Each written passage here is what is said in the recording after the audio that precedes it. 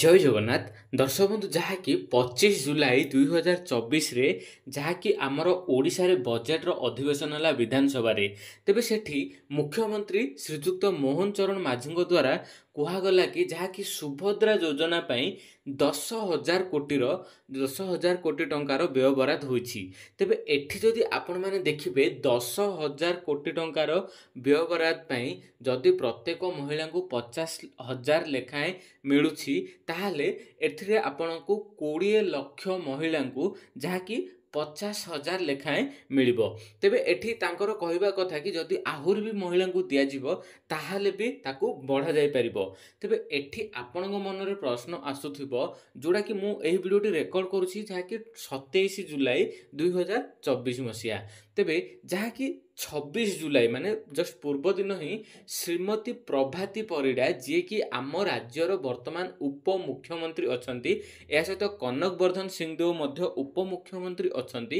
ତେବେ ଯାହାକି ଶ୍ରୀମତୀ ପ୍ରଭାତୀ ପରିଡ଼ା ହେଉଛନ୍ତି ମହିଳା ଓ ଶିଶୁ କଲ୍ୟାଣ ମନ୍ତ୍ରୀ ମଧ୍ୟ। ତେବେ ତାଙ୍କରି ଅଣ୍ଡରରେ ଆସିବ ଯାହାକି ସୁଭଦ୍ରା ଯୋଜନାଟି। ତେବେ ତାଙ୍କର କହିବା କଥା କି ବର୍ତ୍ତମାନ ପର୍ଯ୍ୟନ୍ତ କୌଣସି ଫର୍ମ ବାହାରି ନାହିଁ ଯାହାକି ସୁଭଦ୍ରା ଯୋଜନା ଆପ୍ଲାଏ କରିବା ପାଇଁ।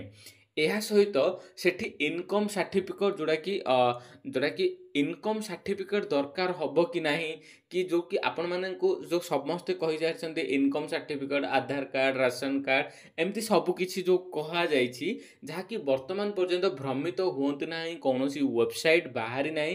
ଯାହାକି ଆଜିଠୁ ନେଇକି ଅଗଷ୍ଟ 15 ତାରିଖ ପର୍ଯ୍ୟନ୍ତ ଯାହାକି ବୁଦ୍ଧିଜୀବୀମାନଙ୍କୁ ପଚରାଯିବ କେମିତି ଏହାକୁ କାର୍ଯ୍ୟକାରୀ କରାଯିବ। ଠିକ୍ ଅଛି, କଲା ପରେ ଯାହାକି 15 ତାରିଖରେ ସେମାନେ ସ୍ପଷ୍ଟ କରିବେ କି ଯାହାକି କ'ଣ କ'ଣ ଦରକାର ହେବ, କେମିତି ଆପ୍ଲାଏ କରିବେ। ଠିକ୍ ଅଛି, ତେବେ ତା ପୂର୍ବରୁ ଆପଣମାନେ ଯାଇକି ଯେଉଁ କି ଜନସେବା କେନ୍ଦ୍ର ହେଉ, ବ୍ଲକରେ ହେଉ, ଯାହାକି ଲାଇନ୍ ଲଗାନ୍ତି, ସେ କିଛି କରିବା ଦରକାର ନୁହେଁ, ଭ୍ରମିତ ହୁଅନ୍ତୁ ନାହିଁ ବୋଲି କହିଛନ୍ତି ଶ୍ରୀମତୀ ପ୍ରଭାତୀ ପରିଡ଼ା। ତେବେ ଯାହାକି ଅଗଷ୍ଟ 15ରେ ତ ଡିକ୍ଲେୟାର କରିବେ କି କ'ଣ କ'ଣ ଦରକାର ହେବ, କେମିତି ଆପ୍ଲାଏ କରିବେ।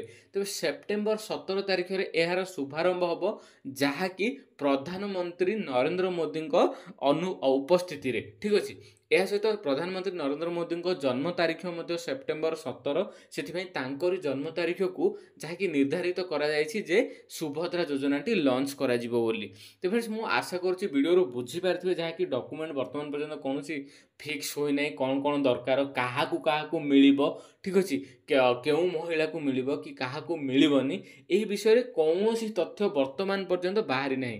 ସେଥିପାଇଁ ଆପଣମାନେ ସ୍ଥିର ରୁହନ୍ତୁ, ଧୀର ରୁହନ୍ତୁ, ଆଉ ଅଗଷ୍ଟ 15କୁ ଦେଖନ୍ତୁ, ଯେଉଁଦ୍ୱାରା କି ଆପଣଙ୍କୁ ପୁରା ଡିଟେଲ୍ସ ଜଣାଯିବ ଅଗଷ୍ଟ 15 ତାରିଖରେ। ତେବେ ଆଶା କରୁଛି ଭିଡ଼ିଓ ଭଲ ଲାଗିଥିବ। ଭିଡ଼ିଓ ଲାଇକ୍ କରିବା ସହିତ ଚ୍ୟାନେଲଟିକୁ ସବସ୍କ୍ରାଇବ୍ କରିବେ।